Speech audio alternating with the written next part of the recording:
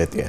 अप्पा बळवंत चौकामध्ये पीएमपीएमएल बसचा भीषण अपघात झालाय। बसचा ब्रेक फेल झाल्यामुळे ही बस थेट दुकानांमध्ये शिरली। दरम्यान दुकानातील नागरिकांनी प्रसंगावधान राखलं आणि आपला जीव वाचवलाय। त्यामुळे मोठी जीवितहानी टळली आहे। पण अपघातात दुकानाचं आणि दुकानासमोर उभ्या असलेल्या वाहनांचं मोठं नुकसान झालं। ही दृश्य आपण बघतोय पुण्यातली पीएमपीएमएल बस जी आहे ती थेट दुकानात घुसलेली आहे।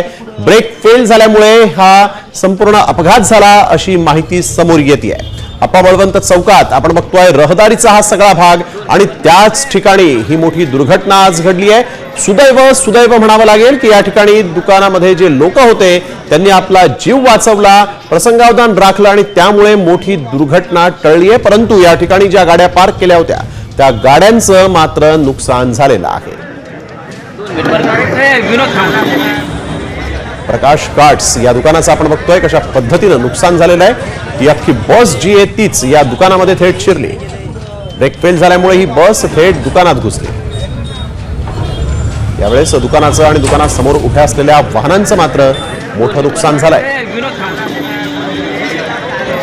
पुण्यातली ही दुर्दैवी घटना ज्यामध्ये सुदैवानं कोणीही जखमी झालेलं नाही, जीवितहानी झालेली नाही।